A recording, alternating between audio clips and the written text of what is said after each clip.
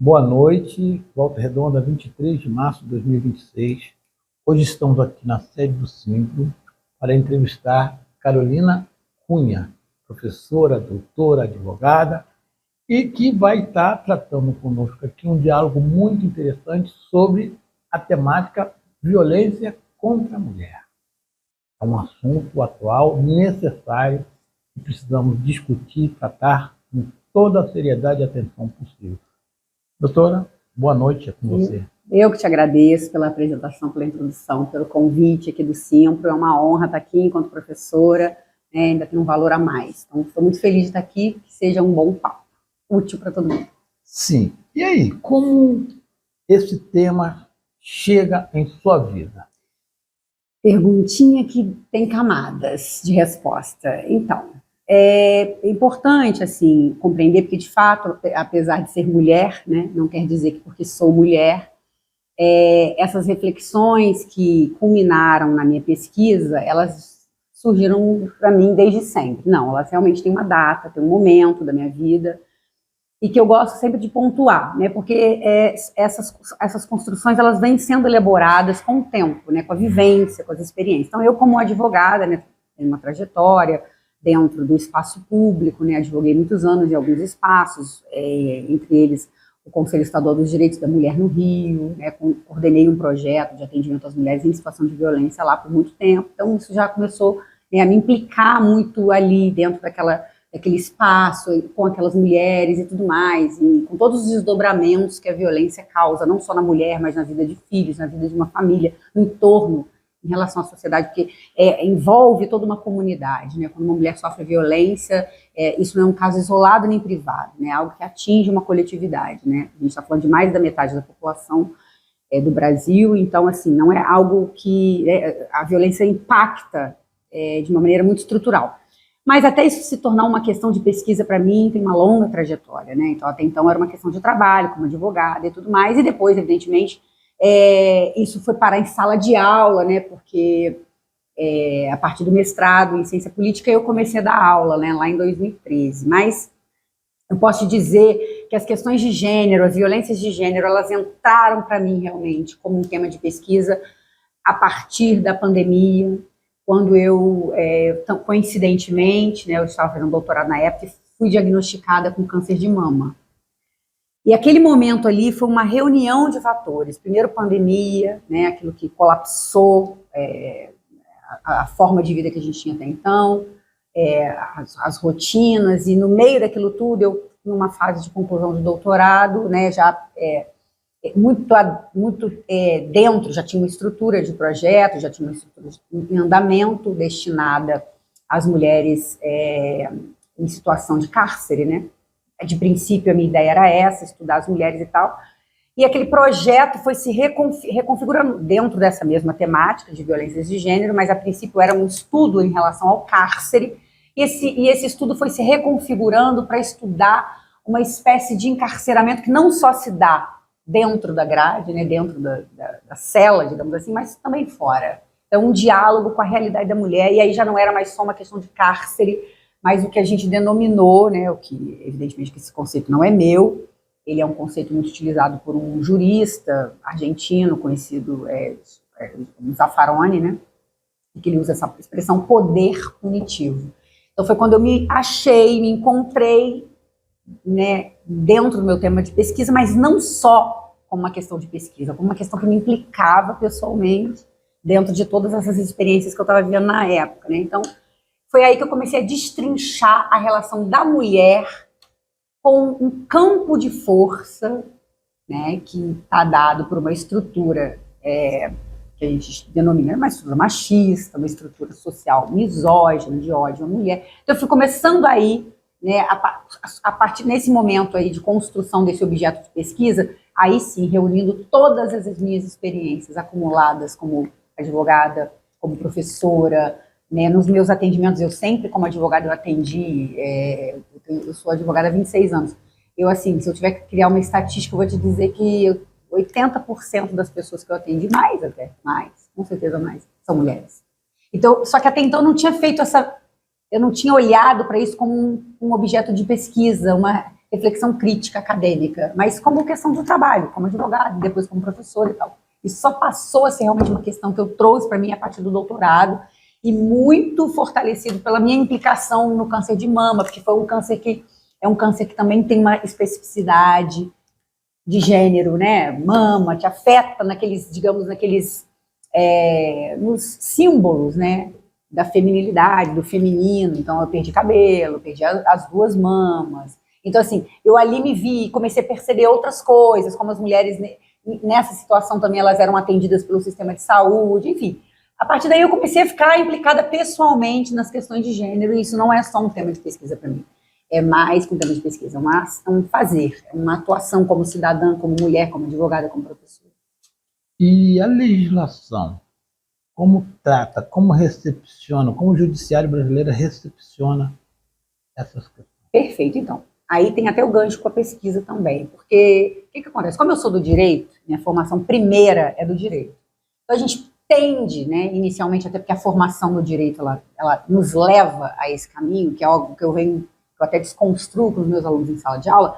A gente tem uma, digamos, eu falo sempre que o nosso objeto de trabalho, de olhar, de pesquisa, né, um objeto mesmo de trabalho dentro do campo do direito, as pessoas podem pensar que seja lei, mas a lei, na verdade, é um instrumento de trabalho. A gente está olhando para a sociedade, para os indivíduos, né? É para isso que a gente está olhando. Então, não pode perder essa dimensão humana, humanizada, e não transformar aquilo numa mera interpretação da lei, ou uma análise fria da lei. Eu sempre gosto de dizer que é importante que a gente tenha como perspectiva que a gente está falando de seres humanos, né? De humanidade, de sociedade. Senão, para o nosso serviço não serve para nada, né? O nosso trabalho, nossas reflexões não servem para nada. Então, mas o direito, ele leva, né? A gente vai discutir o campo normativo, as normas, e a gente leva muita, por falta talvez de outra palavra, fé na lei, né? Tem uma fé nessa estrutura e tal. E aí, né, com a caminhada, com o tempo, a gente começa a ter um certo compreender isso de uma maneira um pouco mais crítica, porque essa lei é produzida por quem, né? Quais são as instituições, porque para não ficar numa crítica meramente assim, porque a lei não funciona, porque pode ver, a maioria das vezes é o que se ouve. Aí o que falta? Falta mais lei? Falta mais punição? Punição mais severa? É uma vertente. Há quem defenda que de fato seja isso, leis mais duras, mas em compensação há uma vasta pesquisa, um vasto campo que já produziu dados com detalhes, com riquezas, que vão apontar que não. A gente tem provas de que a coisa é mais profunda, está mais numa estrutura social da qual o judiciário é parte. Então, o judiciário, o Ministério Público, né, o que a gente chama de sistema de justiça, não está acima, né, não são executados, gestados por seres iluminados acima do bem e do mal. Não, são pessoas, como todas as outras, sujeitas às mesmas leituras, às mesmas lentes, às mesmas interferências culturais, de preconceito e tudo mais. Ou seja, o juiz aplica uma lei, né, aplica a lei conforme está na Constituição, conforme está nos códigos, mas a partir de qual lente, de qual interpretação da realidade? A interpretação da realidade é mediada. É mediada por quê? É mediada por um conjunto de informações culturais, e aí está o preconceito, aí está a misoginia, aí está o racismo, aí está. Então, quer dizer, esperar que o direito vá trazer essa resposta é esperar uma resposta dentro da sociedade para os problemas produzidos por esse sistema, por essa estrutura, uma resposta que vem dessa mesma estrutura, você compreende? É dessa mesma estrutura que sai a resposta. Ou seja, então, não é uma resposta 100% isenta. O que eu estou querendo não é botar um horizonte de não perspectiva de nenhuma saída, tipo, então não tem o que fazer, então é fatalista. Não, de jeito nenhum. Mas é compreender o que está posto no horizonte. Porque as mulheres, por exemplo, pegando caso concreto, falei teoricamente, mas pegando caso concreto, vamos imaginar uma mulher em situação de violência. Essa mulher, ela tem que romper uma barreira, primeiro, de entender que o que ela está vivendo é violência. Muitas, não vou dizer a maioria, mas muitas, a depender do tipo de violência, porque a Lei Maria da Penha, por exemplo, no âmbito da violência doméstica, estabelece 5 tipos de violência, né? Psicológica, sexual, física, moral, patrimonial. Então, tem violências que a mulher, a depender da mulher, do contexto em que ela esteja, nem ela identifica que ela sofreu. Ela primeiro tem que acessar essa informação, compreender que está sofrendo violência, depois ela vai precisar de uma rede de apoio familiar para romper o vínculo, nem sempre tem. A depender da conjuntura, do contexto, enfim, de uma série de elementos. E aí, depois que essa mulher elabora todo esse processo, ela vai para uma delegacia, ela chega lá, muitas vezes é atendida por uma pessoa que não tem nenhum tato, né? Às vezes, né, nem todos os municípios têm delegacias especializadas de atendimento à mulher, nem todas. Às vezes, assim, atendido por um policial, um policial, né, de uma delegacia comum, e simplesmente vai descredibilizar a fala dessa mulher, vai relativizar as dores, as angústias, a opressão, a violência. Então, são camadas e camadas e camadas de superação para que ela chegue nessa estrutura e que ainda pode sujeitá-la, vitimizá-la. Então, assim, por isso que é complicado. A gente lida com uma cultura social, a gente lida com um olhar que julga, que condena. Então, essa mulher, por isso, aí volta até a minha tese, essa mulher, ela não é condenada, ela não está numa relação até como vítima ou como autora de um eventual crime, no caso das mulheres encarceradas, ela lida muito mais do que com a lei.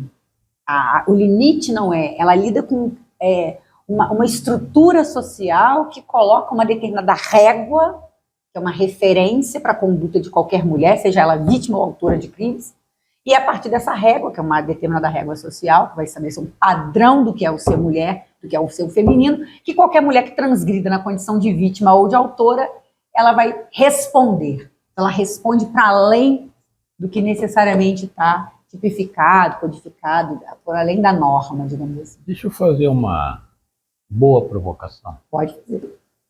Então, nós estamos diante de um problema que essa manifestação da violência, da misoginia, não é apenas uma questão de homens machistas. Existe algo muito mais profundo que subsidia, que dá segurança e garantia de impunidade a esse ser machista. Que garante, inclusive, que esse machista seja machista. O discurso dele, a manifestação discursiva dele, a interação. Porque é aquilo, né? Não estou eximindo os homens de nenhuma responsabilidade, que tem. Num campo individual, evidentemente tem. Mas a gente tem que pensar em termos sociais, em termos estruturais, em termos coletivos. Do lugar de onde eu me proponho a olhar para esse assunto, eu sempre penso em termos estruturais. O individual tem que ser punido individualmente. O sujeito transgrediu a norma, agiu de tal e tal forma, ele vai ser e tal. Mas em termos de pensamento de sociedade, de prognósticos e de campo de visão, você tem que pensar de maneira estrutural, coletiva, porque esse sujeito, que não é só o homem, é a mulher também, porque muita gente se horroriza, ai, nossa, o comentário assim, assado machista veio de uma mulher, que absurdo, como se as mulheres fossem seres superiores, no sentido que eu digo assim, não estivessem fora dessa estrutura. A gente é criado por essa estrutura, que é machista, é misógina. Então, a mulher reproduz, a mulher não é uma entidade para além da sociedade. Ela existe nessa sociedade, é como eu falei aqui das instituições. O judiciário não é para além, ele se estrutura a partir desses elementos. E essas opressões estão todas dadas. Então, a mulher também se constitui enquanto mulher nesse processo. O homem se constitui. Agora, ter a crítica disso, ter a consciência, saber disso, e aí você começa, evidentemente, também as engrenagens. Então, é isso. Então, o homem... É claro que o homem, o machista, vamos pensar isso individualmente, isoladamente, ele só produz o efeito que produz de violência nos moldes do que a gente vê, porque tem toda uma estrutura que é conivente. Ele não é um alecrim dourado, né? Não é? E por que é favorável a ele? Né? Por que esses órgãos tendem no que diz respeito à violência? Pode ver, isso aí está na mídia, não preciso nem falar. Os tratamentos dados aos homens que são violentos com suas mulheres, companheiras, namoradas. Pode ver, tratamento é um tratamento é o que a gente chama de pacto da masculinidade. É um pacto de cordialidade, tapinha nas costas, agradável, papapá. Ou seja, a violência doméstica, a violência contra a mulher no âmbito da polícia, institucional da polícia, é uma violência tida como menor. Estou dizendo no trato. Estou dizendo no olhar daqueles profissionais, entende? Por isso que tem que ter movimento, por isso, embora tenha leis.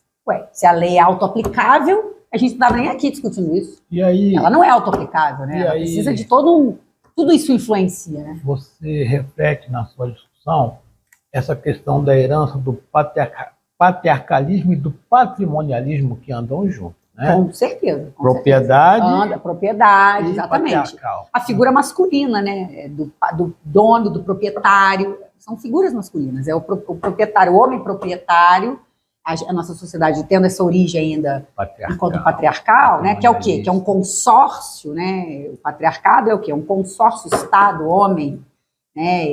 Então, esse pacto silencioso onde a mulher entra como propriedade. Como uma na estrutura, a mulher é isso, né? Uma mercadoria. Então, as relações são de posse, você vê que é isso. Os discursos machistas, eles sempre colocam a mulher nesse lugar, né? Ainda que a lei não coloque, é o que a gente fala, mas a lei dá garantias que a gente chama formais. A garantia da lei é uma garantia formal. A garantia material, que é o que produz o efeito e tudo mais, ela depende de todo um outro processo que corre em paralelo. Esse processo de você mexer essas placas tectônicas da cultura, diz que está enraizado, né, diz que estrutura as nossas relações. Você vê, a gente um dado muito interessante. Os homens, eles de um modo geral, tá? Mas isso é bem geral, mas é bem presente. Os homens, quando eles se referem a figuras que eles admiram, por exemplo, seja na literatura, na arte, na música, com uma referência, uma celebridade, uma figura pública, sempre apontam para figuras masculinas. A admiração no campo da mulher, para a mulher, é uma outra admiração. O homem fala, nossa, eu escuto aquela mulher me guia de alguma forma, aquela mulher é uma referência para mim, aquela mulher... Não, eles me incitam, é sempre homens. E eu estou dizendo pequeno, não só celebridades, mas pessoas da sua relação. Geralmente são homens, é o conselho masculino, é a visão masculina, entende? E a mulher, ela é aquela coisa para a relação sexual, para a relação romântica, ou isso sem violência, que eu estou querendo dizer, estou dizendo no normal, né, nas relações, digamos, saudáveis, entre aspas. Então, essa que é a questão. Então, assim, é uma questão de cultural, de você não olhar para a mulher, ainda há uma resistência, né? Por isso a gente fala tanto de ocupar lugares de poder, lugar de fala, porque são esses espaços de decisão, entende? Então, nesses espaços de decisão, a gente ainda vê, né? Olha, nós somos a maioria no país, e nos cargos de liderança, nas maiores, pode ver que são pouquíssimas mulheres. Então, a igualdade formal jurídica, ela é importante, como fundamental. Como sem ela a gente não tinha avançado nada. Como sugerida por Voltaire lá. Isso aí. Mas a igualdade jurídica em si não garante a equidade. Não garante. Não garante. Você poderia falar mais um pouco dessa questão da equidade? Então, primeiro entender, né, que a diferença da igualdade para a equidade, né? Porque a igualdade é isso, essa é parte dessa isonomia formal, no campo formal. Então, está lá na Constituição, somos todos iguais perante a lei, né, o Código Civil reforça diversos aspectos, a relação entre cônjuges, né, não há diferença, né, entre homens e mulheres, e aí para quaisquer formas e estruturas familiares. Eu usei exemplos de homem e mulher, mas pode ser mulher com mulher, homem com homem, porque a Constituição, embora isso não venha literal, mas a lei, isso não é problema nenhum para a lei brasileira hoje, né? De reconhecer diversas formas familiares. Mas você vê, essa garantia formal, a igualdade está posta, está garantida, portanto, dessa maneira, né? A gente chama de igualdade essa estrutura, né? Agora, a equidade não, porque a equidade vai olhar para outros elementos. Quais elementos? Elementos que estão mais na estrutura, né, nas condições. Mas de onde partem essas pessoas? De quais circunscrições, digamos? Qual é o contexto de onde esse sujeito emerge para qualquer coisa? E aí você tem muitos exemplos, né? Então, vamos imaginar. A educação é para todos. Tá, beleza. Então vamos pegar a história de um menino, pegando aqui Volta Redonda, como exemplo. Pega um menino, adolescente, jovem, criança, né, família, ou pai, ou mãe, ou os dois, ou vó, alguém, mas cuidado, bem alimentado, dormiu bem, noite de sono total, completa, brincou, foi estimulado, incentivado, e não só com coisas, objetos, mas você é bom, você é bonito, você é lindo, você cresceu com esse amor, com esse cuidado. vai estudar, vai ter acesso às escolas, vai ter livro, vai poder fazer o exercício com casa, vai ser valorizado naquilo. Olha o conjunto de elementos que vai formando esse sujeito até ele poder crescer, até ele poder, né, aí vai fazer uma faculdade, aí passa, aí teve incentivo, aí teve cursinho, aí teve tal. Beleza.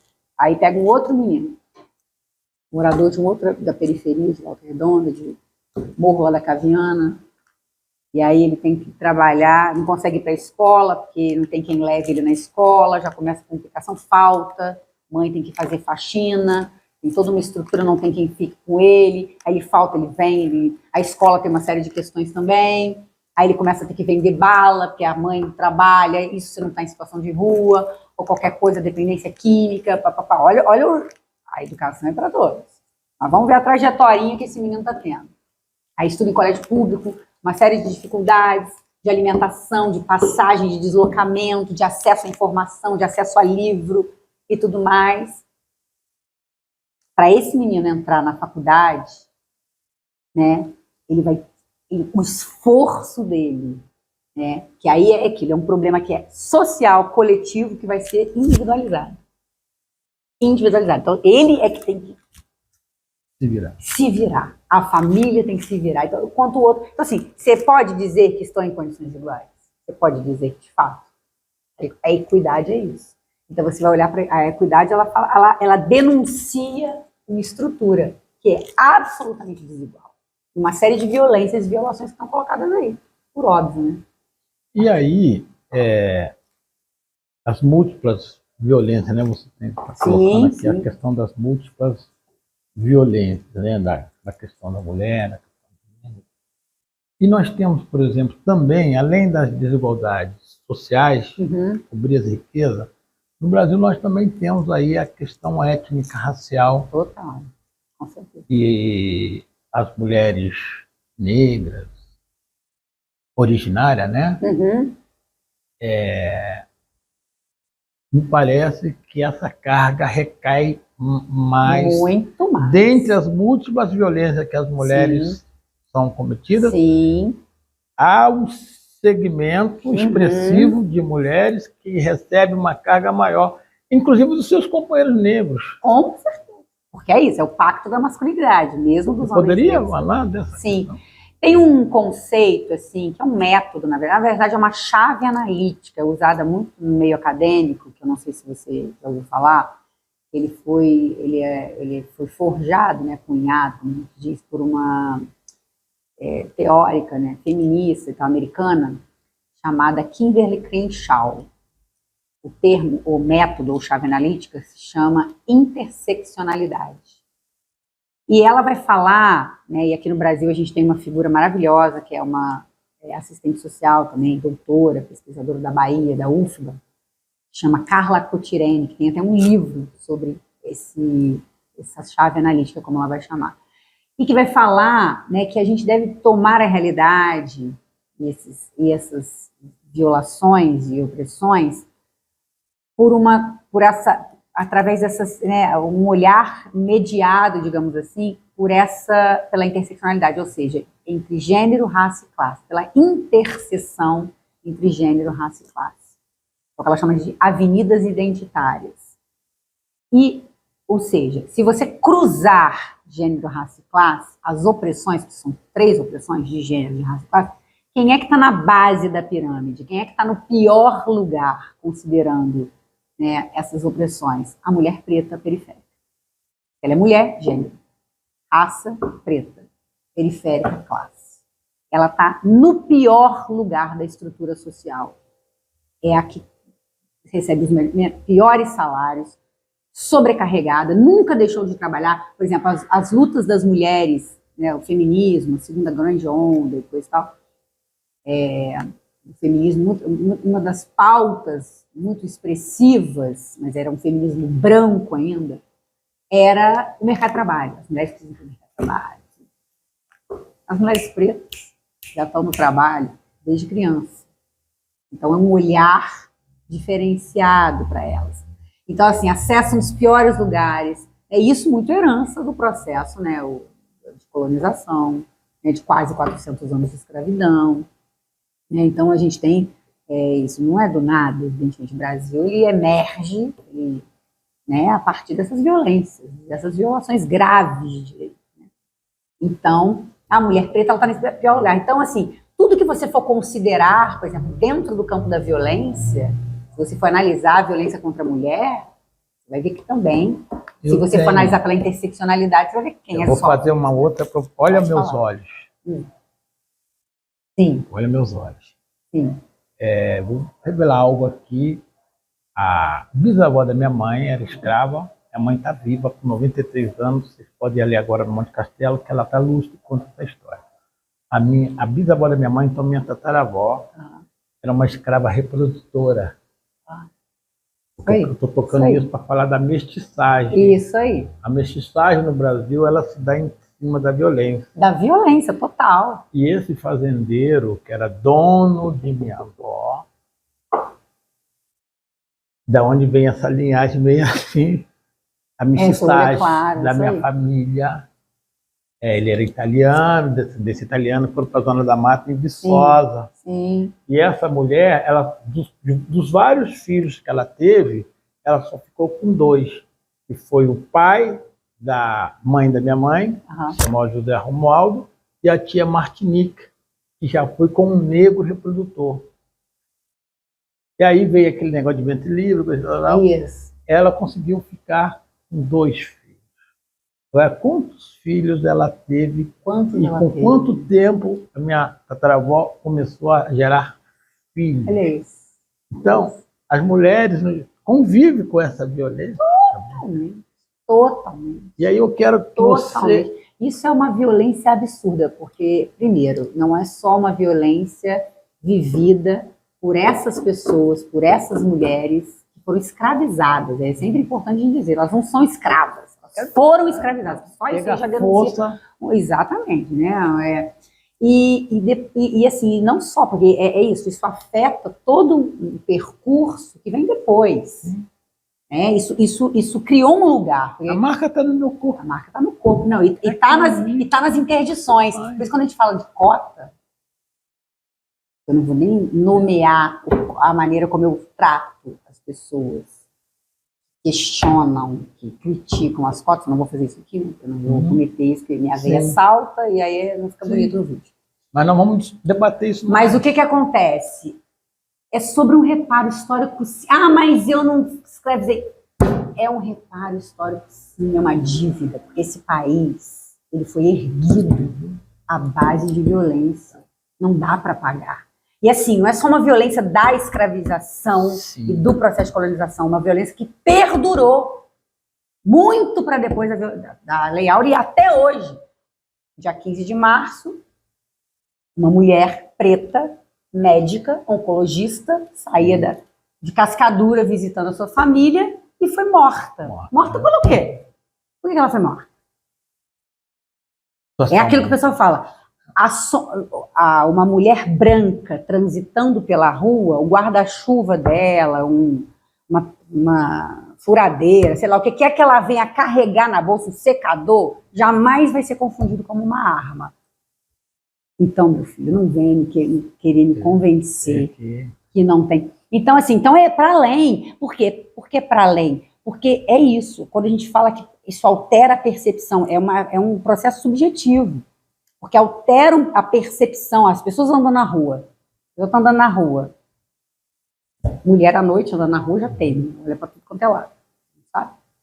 Mas aí passa uma pessoa negra de boné. A bolsa. Nós viramos pardo. Entende? O branco não. O branco não. Então é uma coisa subjetiva, que está no olhar. Isso está Só quem sofre. Entende? Isso é só quem sofre, exatamente. Então não dá para você comprar essa ideia de que o racismo. E sempre tem gente querendo relativizar. Né? E você falou uma coisa importante, que você falou dessa visão que o misticismo, ele nasce de uma violência. E a gente teve uma obra muito importante no Brasil que tentou fazer eu até entendo que li, Gilberto Freire. Mas vamos lá, Casagrande Senzala, que quiser, democracia, quiser dar uma docilizada, uma romantizada no negócio. Tem amor nesse processo. Exatamente. Professora, eu sou portador de más notícias. Ai, meu Deus, quais? Estamos chegando ao final dessa entrevista. Calma. E antes de eu te passar para as considerações finais, te farei um convite. Voltarmos aqui em outros momentos para dar seguimento. Para mim vai ser um prazer a partir de enorme. temas específicos. Sim. Hoje foi um apanhado Mais geral, não? sim. Então, sindicatos, professores, cuja categoria é majoritariamente constituída por professoras, tenho um imenso prazer em aprofundar essas discussões, essas reflexões, e vai ser uma contribuição para a gente pensar para a categoria, né? Ótimo. E aí, queria que você abordasse aqui agora, antes das suas considerações, você vai fazer essa abordagem e a parte para a consideração final, sim, né? Tá. O lado psicológico, porque é complicado. O lado psicológico dessa pessoa que sofre essas múltiplas violências, o acolhimento, o amparo. E o que nós podemos fazer para educar esses homens? Não são perguntas simples nem rápidas de responder. Vou tentar sintetizar dentro daquilo que eu percebo também na prática, né, do que até como advogada atuei muito em situações de violência. Então, assim, o que a gente tem primeiro? Essas mulheres, porque a violência contra a mulher, sobretudo a violência doméstica, ela é uma violência que tem um ciclo. Ela tem um ciclo. Isso é difícil. Ela cria ela tem a agressão física, né? Ela começa, né, com uma discussão, essa discussão ela se adensa, ela limita daqui, ela cerceia um direito aqui, tal, mas depois tem recaídas, né? Aí tem flores, tem jantares, tem uma noite de amor, de cuidado, um carinho, daqui a pouco vem uma agressão verbal, né, moral, você é burra, você não entende, você não sei. São coisas, assédios, nesse sentido de diminuir, então tem um ataque psicológico muito grande, que vai mantendo essa mulher numa espécie de prisão. É uma prisão. E aí vai para a violência física, e depois da violência física no dia seguinte tem perdão, tem choro, eu não vivo sem você. E aquilo no dia a dia, e aí fazendo os devidos recortes de classe. Imagina isso num contexto X, Y, Z, tá? E que uma mulher está no corre, tem um monte de série de coisas, tem filho, tem criança, uma série... São várias camadas de questões para dar tempo, para dar conta. Então, assim, é um sofrimento psíquico imenso que às vezes ela não tem tempo de sentir, ela não tem tempo de problematizar, ela não tem tempo de chorar, ela não tem tempo de pedir ajuda.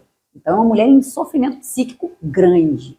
Uma mulher em processo de violência, sobretudo doméstica, ela está vivendo um sofrimento psíquico imenso. Então, assim, é preciso, e a gente, em Volta Redonda, a gente até está num cenário muito do bom. Porque a gente tem serviços, a gente tem uma DEAN, a gente tem onde encaminhar essa mulher. Então, um cenário, em comparação a outros municípios, está de longe, não é a realidade do país, né, nesse sentido. A gente tem, como diz, serviços especializados, políticas públicas com serviços especializados para encaminhamento. Agora, evidentemente que isso, é o que eu falei, vai estar dentro de uma estrutura que não deixa de reproduzir, né? Como eu falei, ainda tem muitas dificuldades para que essa mulher chegue nesse lugar, ela acesse isso, já está falando de um outro patamar. Então, onde é que nós podemos contribuir dentro das nossas micro instâncias de atuação, nos nossos ambientes de trabalho, tal, né? O acolhimento é fundamental. O acolhimento pode ser feito por qualquer pessoa, estou dizendo, né? Assim, no ambiente de trabalho, alguém chegou com um relato de violência, eu vou acolher, eu vou ouvir, eu vou dar voz, eu não vou relativizar, eu não vou diminuir a fala dessa mulher, vou tentar entender e, evidentemente, encaminhar para os serviços, para o profissional adequado, porque nem todo mundo está capacitado para poder fazer essa abordagem, mas escutar, todo mundo está. Todo mundo tem condição de escutar, ser empático, de não relativizar, não diminuir, de observar, estar atento ao espaço do trabalho, no espaço ter um ambiente que não seja hostil, que não reproduza violência. Acho que no ambiente de trabalho, no ambiente familiar, entre amigos, por exemplo, entre homens, é muito comum, né? Homens têm os grupos tem futebol, tem, sei lá, encontro de cerveja no bar, grupos de WhatsApp, nós sabemos, tem pesquisa apontando, diversos grupos de WhatsApp, os homens trocam que tipo piadas, de conversas rolam entre nós? Em que a mulher ela é parte que tipo disso. De conversas que rolam entre sobre nós. Sobre corpo, sobre conduta, sobre comportamento. Sim. Então, assim, um homem que se dispor, e é uma briga, hein? É esse que é se indispor com um coleguinha, sobre isso. Se indispor com um coleguinha. É se indispor para brigar. Mas não rir. É cortar. Porque não adianta nada a gente fazer um discurso e chegar lá ridicularizar uma mulher, rir de uma mulher, rir de uma situação de violência, debochar. Então, acho que muito faz o homem que se coloca nesse lugar, de não relativizar, não te associar, porque isso violenta. Mas discurso não agride. Agride sim. Discurso agride. É a primeira discurso porta. alimenta. O discurso fortalece o violador, o abusador, o predador, o estuprador. Então não adianta falar bonito se você não prega para os seus convertidos, né? E mesmo assim, nos ambientes tidos como ambientes progressistas, né? Mas isso aí não tem, não. Se tem uma coisa que homem se une da direita à esquerda em relação à violência contra a mulher. E isso nos coloca para nós, claro, a tarefa. A necessidade, inclusive desse que vos fala, de estar sempre nos reeducando, um processo de reeducação. Mas é um processo para todo mundo. Que é necessário, difícil. Mas não é... impossível. Eu digo assim, não é só um conduto também, porque eu cresci assim, eu pratico... Não é isso. Mas é um processo de Mas é um processo, primeiro de você se atentar para isso, não naturalizar. De se reeducar, de estar atento, de saber que aquilo ali...